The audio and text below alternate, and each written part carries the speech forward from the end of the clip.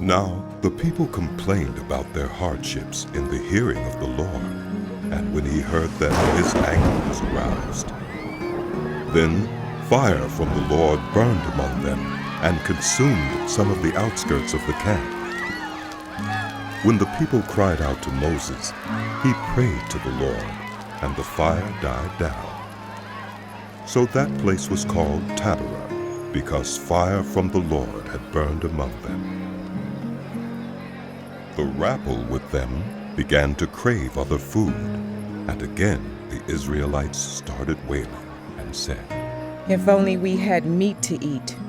We remember the fish we ate in Egypt at no cost. Also the cucumbers, melons, leeks, onions, and garlic. But now we have lost our appetite. We never see anything but this manna."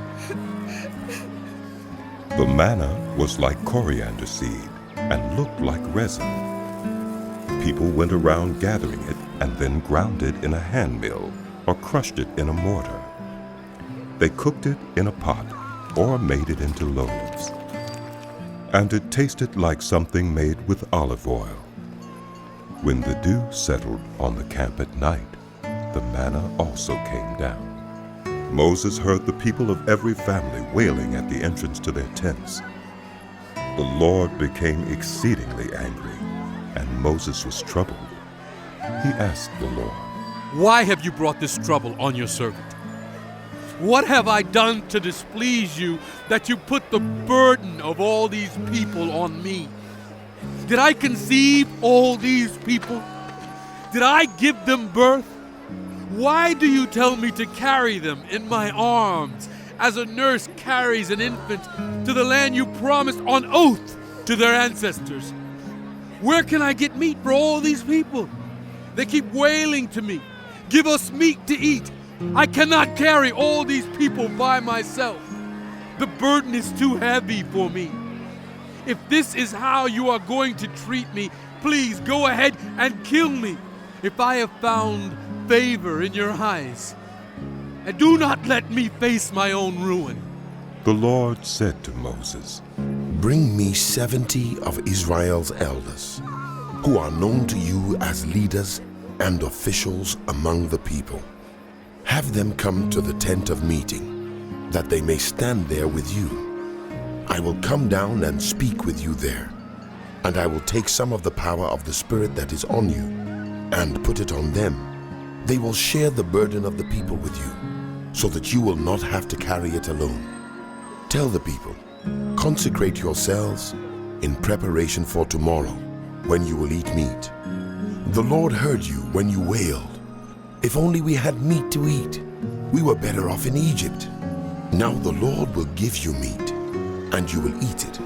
You will not eat it for just 1 day, or 2 days, or 5, 10, or 20 days, but for a whole month, until it comes out of your nostrils and you loathe it, because you have rejected the Lord who is among you, and have wailed before him, saying, 'Why did we ever leave Egypt?'" But Moses said, "Here I am among 600,000 men on foot, and you say, 'I will give them meat to eat for a whole month.' Would they have enough if flocks and herds were slaughtered for them? Would they have enough if all the fish in the sea were caught for them?" The Lord answered Moses, "Is the Lord's arm too short? Now you will see whether or not what I say will come true for you." So Moses went out and told the people what the Lord had said. He brought together 70 of their elders and had them stand around the tent. Then the Lord came down in the cloud and spoke with him, and he took some of the power of the Spirit that was on him and put it on the 70 elders. When the Spirit rested on them, they prophesied, but did not do so again. However, 2 men whose names were Eldad and Medad had remained in the camp.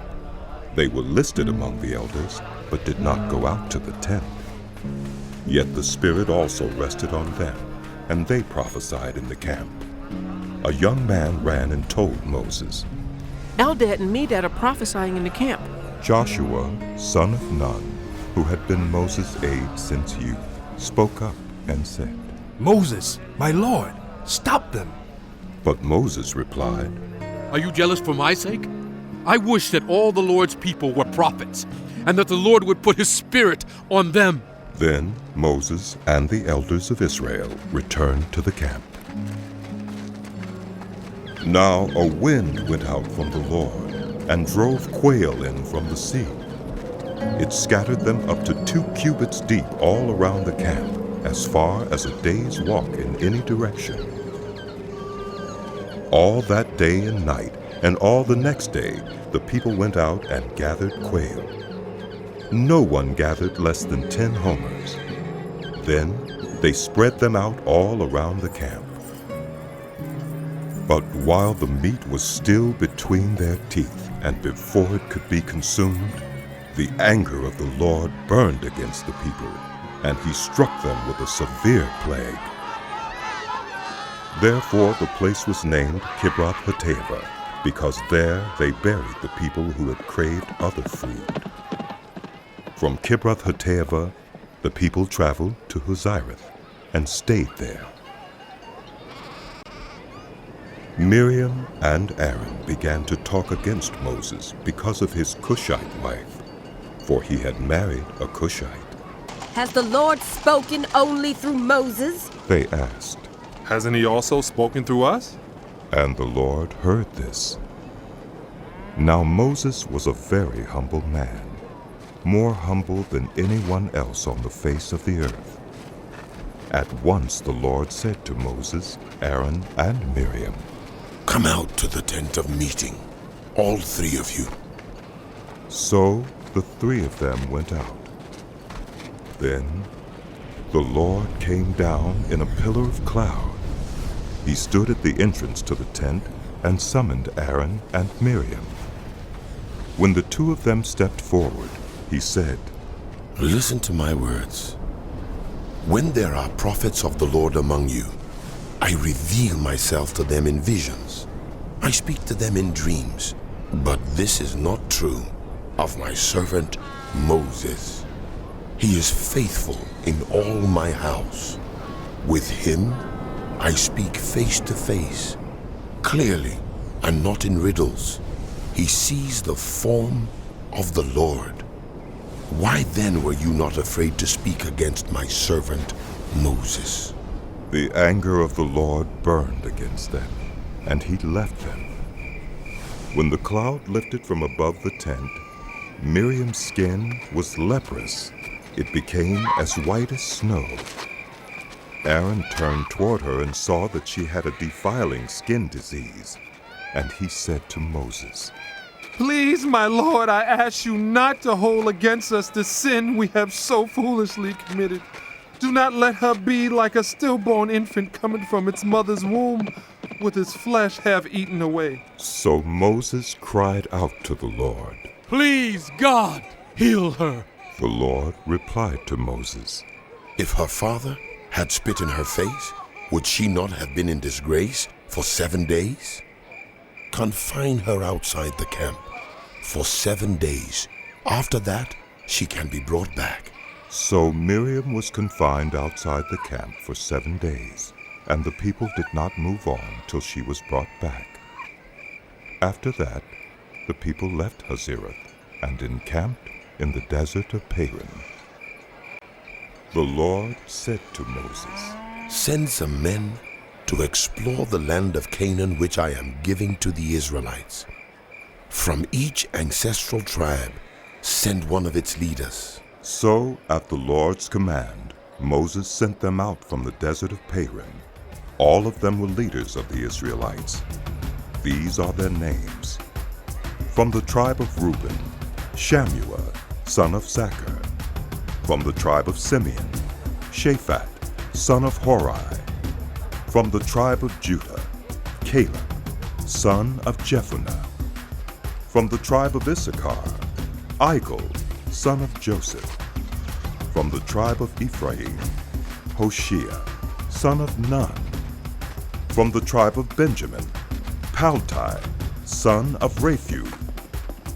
From the tribe of Zebulun, Gadiel, son of Sodai.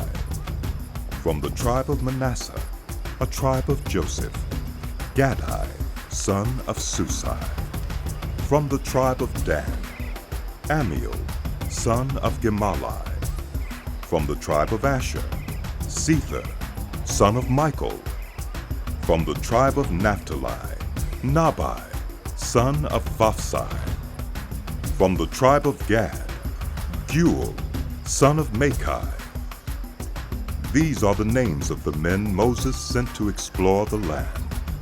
Moses gave Hoshea, son of Nun, the name Joshua. When Moses sent them to explore Canaan, he said, Go up through the Negev and on into the hill country. See what the land is like and whether the people who live there are strong or weak, few or many. What kind of land do they live in? Is it good or bad? What kind of towns do they live in? Are they unwalled or fortified? How is the soil? Is it fertile or poor? Are there trees in it or not? Do your best to bring back some of the fruit of the land. It was the season for the first ripe grapes. So they went up and explored the land from the desert of Zin as far as Rehob, toward Lebo-Hamath. They went up through the Negev and came to Hebron, where Ahiman, Shishai, and Talmai, the descendants of Anak, lived. Hebron had been built 7 years before Zoan in Egypt. When they reached the valley of Eshcol, they cut off a branch bearing a single cluster of grapes. 2 of them carried it on a pole between them, along with some pomegranates and figs. That place was called the Valley of Eshcol, because of the cluster of grapes the Israelites cut off there. At the end of 40 days they returned from exploring the land. They came back to Moses and Aaron and the whole Israelite community at Kadesh in the desert of Paran. There they reported to them and to the whole assembly and showed them the fruit of the land. They gave Moses this account. We went into the land to which you sent us, and it does flow with milk and honey. Here is its fruit. But the people who live there are powerful, and the cities are fortified and very large. We even saw descendants of Anak there. The Amalekites live in the Negev. The Hittites, Jebusites, and Amorites live in the hill country, and the Canaanites live near the sea and along the Jordan. Then Caleb silenced the people before Moses and said, We should go up and take possession of the land, for we can certainly do it. But the men who had gone up with him said, We can't attack those people. They are stronger than we are. And they spread among the Israelites a bad report about the land they had explored. They said, The land we explored devours those living in it. All the people we saw there are of great size. We saw the Nephilim there. The descendants of Anak come from the Nephilim. We seem like grasshoppers in our own eyes, and we look the same to them. That night, all the members of the community raised their voices and wept aloud. All the Israelites grumbled against Moses and Aaron, and the whole assembly said to them, If only we had died in Egypt, or in this wilderness. Why is the Lord bringing us to this land only to let us fall by the sword? Our wives and children will be taken as plunder. Wouldn't it be better for us to go back to Egypt? And they said to each other, We should choose a leader and go back to Egypt. Then Moses and Aaron fell face down in front of the whole Israelite assembly gathered there. Joshua, son of Nun, and Caleb, son of Jephunneh, who were among those who had explored the land, tore their clothes and said to the entire Israelite assembly, The land we passed through and explored is exceedingly good. If the Lord is pleased with us, He will lead us into that land, a land flowing with milk and honey, and will give it to us. Only do not rebel against the Lord. And do not be afraid of the people of the land, because we will devour them. Their protection is gone, but the Lord is with us. Do not be afraid of them. But the whole assembly talked about stoning them. Then the glory of the Lord appeared at the tent of meeting to all the Israelites. The Lord said to Moses, How long will these people treat me with contempt? How long will they refuse to believe in me, in spite of all the signs I have performed among them? I will strike them down with a plague and destroy them, but I will make you into a nation greater and stronger than they. Moses said to the Lord, Then the Egyptians will hear about it. By your power you brought these people up from among them, and they will tell the inhabitants of this land about it. They have already heard that you, Lord, are with these people, and that you, Lord, have been seen face to face, that your cloud stays over them, and that you go before them in a pillar of cloud by day and a pillar of fire by night. If you put these people to death all at one time, the nations who have heard this report about you will say, The Lord was not able to bring these people into the land he promised them on oath, so he slaughtered them in the wilderness. Now may the Lord's strength be displayed, just as you have declared. The Lord is slow to anger, abounding in love, and forgiving sin and rebellion, yet he does not leave the guilty unpunished. He punishes the children for the sin of the parents to the third and fourth generation. In accordance with your great love, forgive the sin of these people, just as you have pardoned them from the time they left Egypt until now. The Lord replied, I have forgiven them as you asked. Nevertheless, as surely as I live, and as surely as the glory of the Lord fills the whole earth, not one of those who saw my glory and the signs I performed in Egypt and in the wilderness, but who disobeyed me and tested me 10 times, not one of them will ever see the land I promised on oath to their ancestors. No one who has treated me with contempt will ever see it, but because my servant Caleb has a different spirit and follows me wholeheartedly, I will bring him into the land he went to, and his descendants will inherit it. Since the Amalekites and Canaanites are living in the valleys, turn back tomorrow and set out toward the desert along the route to the Red Sea. The Lord said to Moses and Aaron, How long will this wicked community grumble against me? I have heard the complaints of these grumbling Israelites. So tell them, as surely as I live, declares the Lord, I will do to you the very thing I heard you say. In this wilderness, your bodies will fall, every one of you 20 years old or more, who was counted in the census and who has grumbled against me. Not one of you will enter the land I swore with uplifted hand to make your home, except Caleb, son of Jephunneh, and Joshua, son of Nun. As for your children, that you said would be taken as plunder, I will bring them in to enjoy the land you have rejected. But you, your bodies will fall in this wilderness. Your children will be shepherds here for 40 years, suffering for your unfaithfulness until the last of your bodies lies in the wilderness. For 40 years, 1 year for each of the 40 days you explored the land, you will suffer for your sins and know what it is like to have me against you. I, the Lord, have spoken, and I will surely do these things to this whole wicked community, which has banded together against me. They will meet their end in this wilderness. Here they will die. So the men Moses had sent to explore the land, who returned and made the whole community grumble against him by spreading a bad report about it. These men who were responsible for spreading the bad report about the land were struck down and died of a plague before the Lord.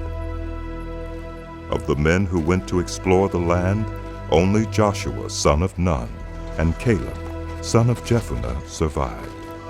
When Moses reported this to all the Israelites, they mourned bitterly. Early the next morning they set out for the highest point in the hill country, saying, Now we are ready to go up to the land the Lord promised. Surely we have sinned. But Moses said, Why are you disobeying the Lord's command? This will not succeed. Do not go up, because the Lord is not with you. You will be defeated by your enemies, for the Amalekites and Canaanites will face you there, because you have turned away from the Lord. He will not be with you, and you will fall by the sword. Nevertheless, in their presumption, they went up toward the highest point in the hill country, though neither Moses nor the ark of the Lord's covenant moved from the camp. Then the Amalekites and Canaanites who lived in that hill country came down and attacked them and beat them down all the way to Hormah. The Lord said to Moses, "Speak to the Israelites and say to them, after you enter the land I am giving you as a home, and you present to the Lord food offerings from the herd or the flock, as an aroma pleasing to the Lord, whether burnt offerings or sacrifices, for special vows or free will offerings or festival offerings, then the person who brings an offering shall present to the Lord a grain offering of 1/10 of an ephah of the finest flour mixed with 1/4 of a hin of olive oil. With each lamb for the burnt offering or the sacrifice, prepare 1/4 of a hin of wine as a drink offering. With a ram, prepare a grain offering of 2/10 of an ephah of the finest flour mixed with 1/3 of a hin of olive oil and 1/3 of a hin of wine as a drink offering. Offer it as an aroma pleasing to the Lord. When you prepare a young bull as a burnt offering or sacrifice, for a special vow or a fellowship offering to the Lord, bring with the bull a grain offering of 3/10 of an ephah of the finest flour mixed with 1/2 a hin of olive oil, and also bring 1/2 a hin of wine as a drink offering. This will be a food offering, an aroma pleasing to the Lord. Each bull or ram, each lamb or young goat is to be prepared in this manner. Do this for each one, for as many as you prepare. Everyone who is native born must do these things in this way when they present a food offering as an aroma pleasing to the Lord. For the generations to come, whenever a foreigner or anyone else living among you presents a food offering as an aroma pleasing to the Lord, they must do exactly as you do. The community is to have the same rules for you and for the foreigner residing among you. This is a lasting ordinance for the generations to come. You and the foreigner shall be the same before the Lord. The same laws and regulations will apply both to you and to the foreigner residing among you. The Lord said to Moses, "Speak to the Israelites and say to them, when you enter the land to which I am taking you, and you eat the food of the land, present a portion as an offering to the Lord. Present a loaf from the first of your ground meal, and present it as an offering from the threshing floor. Throughout the generations to come, you are to give this offering to the Lord from the first of your ground meal. Now, if you as a community unintentionally fail to keep any of these commands the Lord gave Moses, any of the Lord's commands to you through him, from the day the Lord gave them and continuing through the generations to come, and if this is done unintentionally without the community being aware of it, then the whole community is to offer a young bull for a burnt offering as an aroma pleasing to the Lord, along with its prescribed grain offering and drink offering, and a male goat for a sin offering. The priest is to make atonement for the whole Israelite community, and they will be forgiven, for it was not intentional, and they have presented to the Lord for their wrong a food offering and a sin offering. The whole Israelite community and the foreigners residing among them will be forgiven, because all the people were involved in the unintentional wrong. But if just one person sins unintentionally, that person must bring a year-old female goat for a sin offering. The priest is to make atonement before the Lord for the one who erred by sinning unintentionally. And when atonement has been made for them, they will be forgiven. One and the same law applies to everyone who sins unintentionally, whether a native-born Israelite or a foreigner residing among you. But anyone who sins defiantly, whether native-born or foreigner, blasphemes the Lord and must be cut off from their people, because they have despised the Lord's word and broken his commands. They must surely be cut off. Their guilt remains on them. While the Israelites were in the wilderness, a man was found gathering wood on the Sabbath day. Those who found him gathering wood brought him to Moses and Aaron and the whole assembly. And they kept him in custody because it was not clear what should be done to him. Then the Lord said to Moses, "The man must die. The whole assembly must stone him outside the camp." So the assembly took him outside the camp and stoned him to death, as the Lord commanded Moses. The Lord said to Moses, "Speak to the Israelites and say to them, throughout the generations to come, you are to make tassels on the corners of your garments, with a blue cord on each tassel. You will have these tassels to look at, and so you will remember all the commands of the Lord, that you may obey them and not prostitute yourselves by chasing after the lusts of your own hearts and eyes. Then you will remember to obey all my commands and will be consecrated to your God. I am the Lord your God, who brought you out of Egypt to be your God. I am the Lord your God." Korah, son of Ishar, the son of Kohath, the son of Levi, and certain Reubenites, Dathan and Abiram, sons of Eliab, and On, son of Peleth, became insolent and rose up against Moses. With them were 250 Israelite men, well-known community leaders who had been appointed members of the council. They came as a group to oppose Moses and Aaron, and said to them, "You have gone too far. The whole community is holy, every one of them, and the Lord is with them. Why then do you set yourselves above the Lord's assembly?" When Moses heard this, he fell face down. Then he said to Korah and all his followers, "In the morning the Lord will show who belongs to him and who is holy, and he will have that person come near him. The one he chooses, he will cause to come near him. You, Korah, and all your followers are to do this. Take censers and tomorrow put burning coals and incense in them before the Lord. The man the Lord chooses will be the one who is holy. You Levites have gone too far." Moses also said to Korah, "Now listen, you Levites. Isn't it enough for you that the God of Israel has separated you from the rest of the Israelite community and brought you near himself to do the work at the Lord's tabernacle and to stand before the community and minister to them? He has brought you and all your fellow Levites near himself, but now you are trying to get the priesthood too. It is against the Lord that you and all your followers have banded together. Who is Aaron that you should grumble against him?" Then Moses summoned Dathan and Abiram, the sons of Eliab, but they said, "We will not come. Isn't it enough that you have brought us up out of a land flowing with milk and honey to kill us in a wilderness, and now you also want to lord it over us?" Moreover, you haven't brought us into a land flowing with milk and honey, or given us an inheritance of fields and vineyards. Do you want to treat these men like slaves? No, we will not come.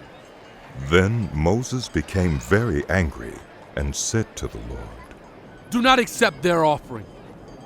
I have not taken so much as a donkey from them, nor have I wronged any of them." Moses said to Korah, "You and all your followers are to appear before the Lord tomorrow. You and they and Aaron. Each one is to take his censer and put incense in it. 250 censers in all, and present it before the Lord. You and Aaron are to present your censers also. So each one took his censer, put burning coals and incense in it, and stood with Moses and Aaron at the entrance to the tent of meeting. When Korah had gathered all his followers in opposition to them at the entrance to the tent of meeting, the glory of the Lord appeared to the entire assembly. The Lord said to Moses and Aaron, "Separate yourselves from this assembly, so I can put an end to them at once." But Moses and Aaron fell face down and cried out, Oh God, God of every human spirit, will you be angry with the entire assembly when only one man sins? Then the Lord said to Moses, "Say to the assembly, move away from the tents of Korah, Dathan, and Abiram." Moses got up and went to Dathan and Abiram, and the elders of Israel followed him. He warned the assembly, Move back from the tents of these wicked men. Do not touch anything belonging to them, or you will be swept away because of all their sins. So they moved away from the tents of Korah, Dathan, and Abiram. Dathan and Abiram had come out and were standing with their wives, children, and little ones at the entrances to their tents. Then Moses said, This is how you will know that the Lord has sent me to do all these things, and that it was not my idea. If these men die a natural death and suffer the common fate of all human beings, then the Lord has not sent me. But if the Lord brings about something totally new, and the earth opens its mouth and swallows them with everything that belongs to them, and they go down alive into the realm of the dead, then you will know that these men have treated the Lord with contempt. As soon as he finished saying all this, the ground under them split apart, and the earth opened its mouth and swallowed them and their households, and all those associated with Korah, together with their possessions. They went down alive into the realm of the dead with everything they owned. The earth closed over them, and they perished and were gone from the community. At their cries, all the Israelites around them fled, shouting, The earth is going to swallow us too! And fire came out from the Lord and consumed the 250 men who were offering the incense. The Lord said to Moses, Tell Eleazar, son of Aaron, the priest, to remove the censers from the charred remains and scatter the coals some distance away, for the censers are holy, the censers of the men who sinned at the cost of their lives. Hammer the censers into sheets to overlay the altar, for they were presented before the Lord and have become holy. Let them be assigned to the Israelites. So Eleazar the priest collected the bronze censers brought by those who had been burned to death, and he had them hammered out to overlay the altar, as the Lord directed him through Moses. This was to remind the Israelites that no one except a descendant of Aaron should come to burn incense before the Lord, or he would become like Korah and his followers. The next day, the whole Israelite community grumbled against Moses and Aaron. You have killed the Lord's people, They said. But when the assembly gathered in opposition to Moses and Aaron and turned toward the tent of meeting, suddenly the cloud covered it, and the glory of the Lord appeared. Then Moses and Aaron went to the front of the tent of meeting, and the Lord said to Moses, "Get away from this assembly, so I can put an end to them at once." And they fell face down. Then Moses said to Aaron, Take your censer and put incense in it, along with burning coals from the altar, and hurry to the assembly to make atonement for them. Wrath has come out from the Lord. The plague has started. So Aaron did as Moses said, and ran into the midst of the assembly.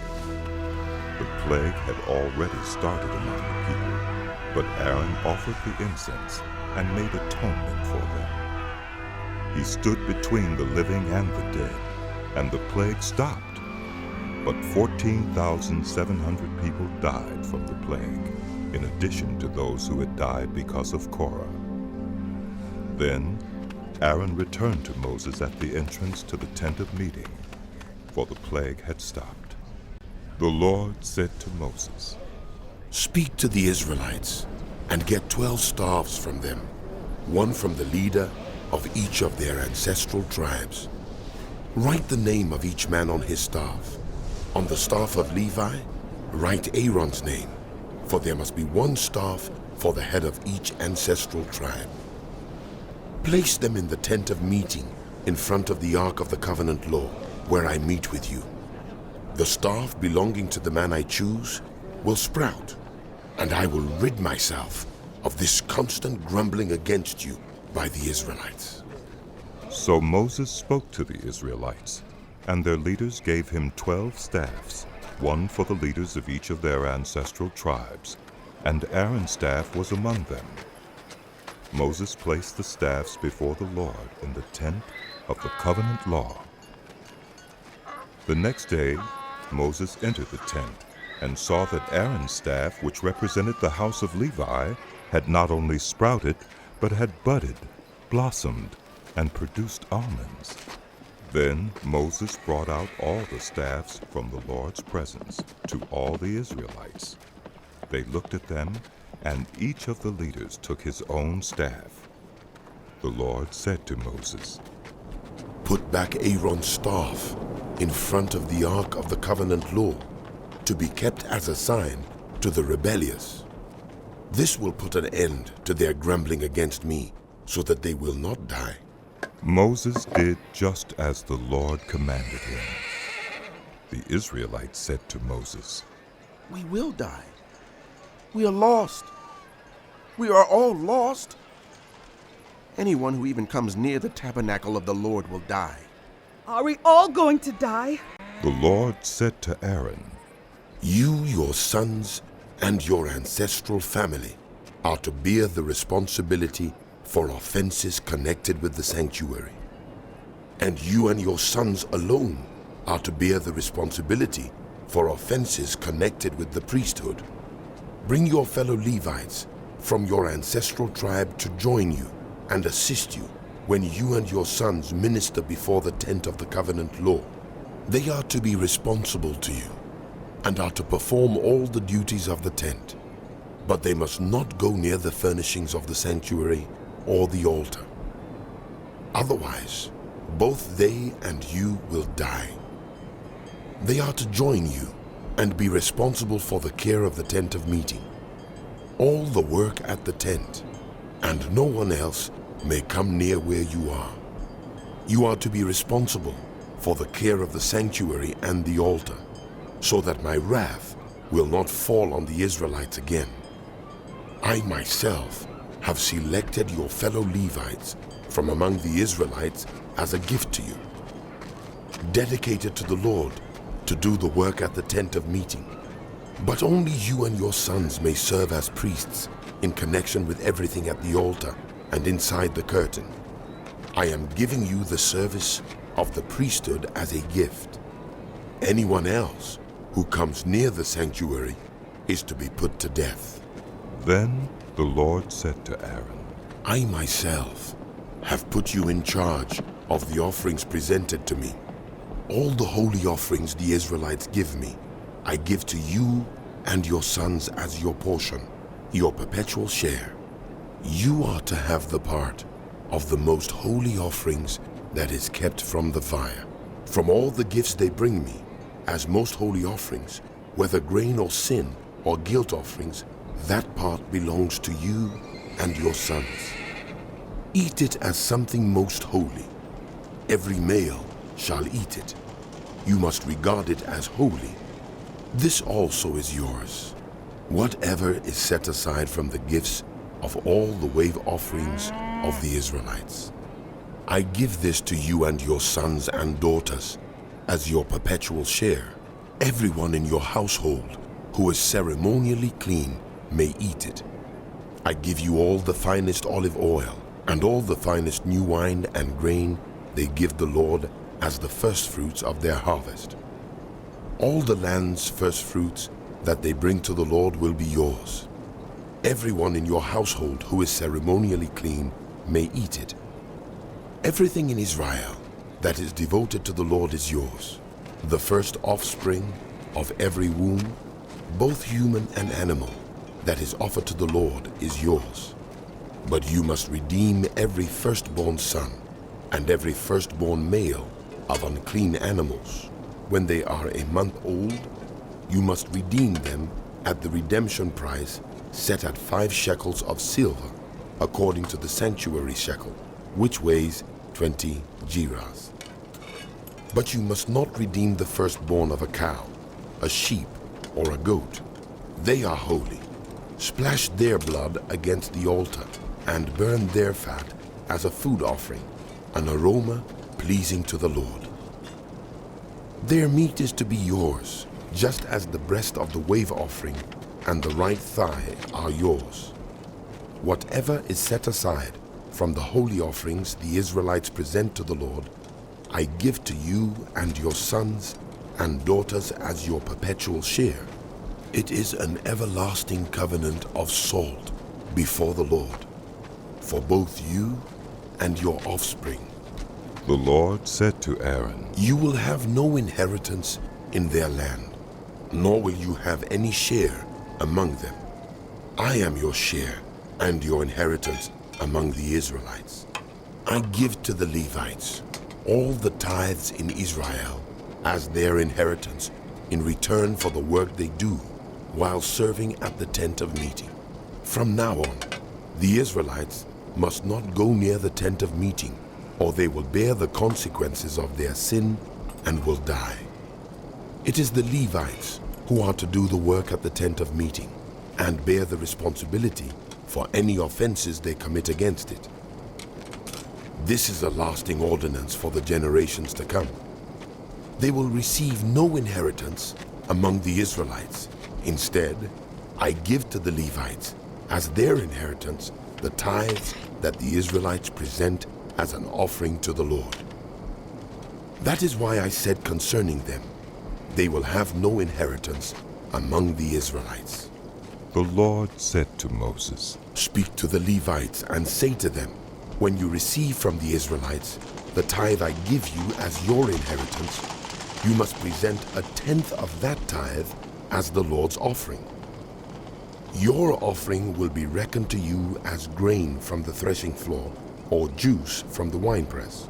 In this way, you also will present an offering to the Lord from all the tithes you receive from the Israelites. From these tithes, you must give the Lord's portion to Aaron the priest. You must present as the Lord's portion the best and holiest part of everything given to you. Say to the Levites, When you present the best part, it will be reckoned to you as the product of the threshing floor or the winepress. You and your households may eat the rest of it anywhere, for it is your wages for your work at the tent of meeting. By presenting the best part of it, you will not be guilty in this matter. Then you will not defile the holy offerings of the Israelites, and you will not die. The Lord said to Moses and Aaron, This is a requirement of the law that the Lord has commanded. Tell the Israelites to bring you a red heifer without defect or blemish, and that has never been under a yoke. Give it to Eleazar the priest. It is to be taken outside the camp and slaughtered in his presence. Then Eleazar the priest is to take some of its blood on his finger and sprinkle it 7 times toward the front of the tent of meeting. While he watches, the heifer is to be burned, its hide, flesh, blood, and intestines. The priest is to take some cedar wood, hyssop, and scarlet wool, and throw them onto the burning heifer. After that, the priest must wash his clothes and bathe himself with water.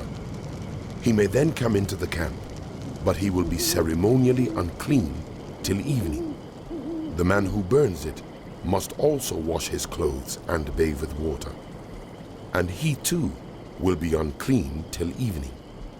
A man who is clean shall gather up the ashes of the heifer and put them in a ceremonially clean place outside the camp. They are to be kept by the Israelite community for use in the water of cleansing. It is for purification from sin. The man who gathers up the ashes of the heifer must also wash his clothes, and he too will be unclean till evening.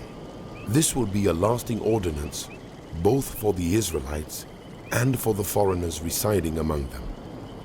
Whoever touches a human corpse will be unclean for 7 days.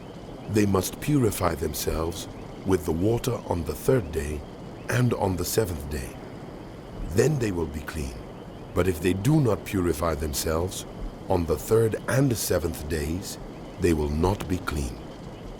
If they fail to purify themselves after touching a human corpse, they defile the Lord's tabernacle. They must be cut off from Israel.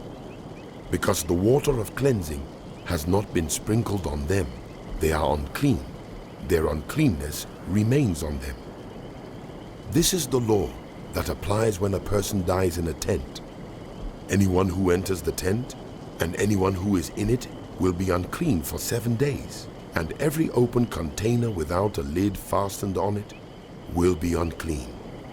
Anyone out in the open who touches someone who has been killed with a sword, or someone who has died a natural death, or anyone who touches a human bone or a grave will be unclean for 7 days. For the unclean person, put some ashes from the burned purification offering into a jar and pour fresh water over them. Then a man who is ceremonially clean is to take some hyssop, dip it in the water, and sprinkle the tent and all the furnishings and the people who were there. He must also sprinkle anyone who has touched a human bone or a grave, or anyone who has been killed, or anyone who has died a natural death. The man who is clean is to sprinkle those who are unclean on the 3rd and 7th days. And on the 7th day, he is to purify them. Those who are being cleansed must wash their clothes and bathe with water, and that evening they will be clean. But if those who are unclean do not purify themselves, they must be cut off from the community, because they have defiled the sanctuary of the Lord. The water of cleansing has not been sprinkled on them, and they are unclean. This is a lasting ordinance for them. The man who sprinkles the water of cleansing must also wash his clothes, and anyone who touches the water of cleansing will be unclean till evening. Anything that an unclean person touches becomes unclean, and anyone who touches it becomes unclean till evening. In the first month, the whole Israelite community arrived at the desert of Sin, and they stayed at Kadesh. There, Miriam died and was buried. Now, there was no water for the community, and the people gathered in opposition to Moses and Aaron. They quarreled with Moses and said, "If only we had died when our brothers fell dead before the Lord. Why did you bring the Lord's community into this wilderness? That we and our livestock should die here?" Why did you bring us up out of Egypt to this terrible place? It has no grain or figs, grapevines or pomegranates, and there's no water to drink. Moses and Aaron went from the assembly to the entrance to the tent of meeting and fell face down, and the glory of the Lord appeared to them. The Lord said to Moses, "Take the staff, and you and your brother Aaron gather the assembly together. Speak to that rock before their eyes, and it will pour out its water. You will bring water out of the rock for the community, so they and their livestock can drink." So Moses took the staff from the Lord's presence, just as he commanded him. He and Aaron gathered the assembly together in front of the rock, and Moses said to them, "Listen, you rebels! Must we bring you water out of this rock?" Then Moses raised his arm, and struck the rock twice with his staff. Water gushed out, and the community and their livestock drank. But the Lord said to Moses and Aaron, Because you did not trust in me enough to honor me as holy in the sight of the Israelites, you will not bring this community into the land I give them. These were the waters of Meribah, where the Israelites quarreled with the Lord, and where he was proved holy among them.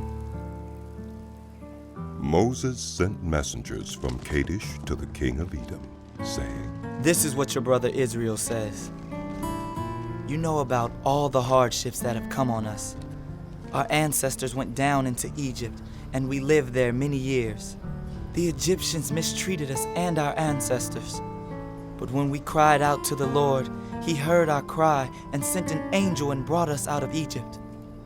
Now we are here at Kadesh, a town on the edge of your territory. Please let us pass through your country. We will not go through any field or vineyard or drink water from any well. We will travel along the king's highway and not turn to the right or to the left until we have passed through your territory. But Edom answered, You may not pass through here. If you try, we will march out and attack you with the sword. The Israelites replied, We will go along the main road, and if we or our livestock drink any of your water, we will pay for it. We only want to pass through on foot, nothing else. Again they answered, You may not pass through. Then Edom came out against them with a large and powerful army. Since Edom refused to let them go through their territory, Israel turned away from them. The whole Israelite community set out from Kadesh and came to Mount Hor. At Mount Hor, near the border of Edom, the Lord said to Moses and Aaron, Aaron will be gathered to his people. He will not enter the land I give the Israelites, because both of you rebelled against my command at the waters of Meribah. Get Aaron and his son Eleazar, and take them up Mount Hor. Remove Aaron's garments, and put them on his son Eleazar, for Aaron will be gathered to his people. He will die there. Moses did as the Lord commanded. They went up Mount Hor in the sight of the whole community. Moses removed Aaron's garments and put them on his son Eleazar, and Aaron died there on top of the mountain. Then Moses and Eleazar came down from the mountain, and when the whole community learned that Aaron had died, the entire house of Israel mourned for him 30 days.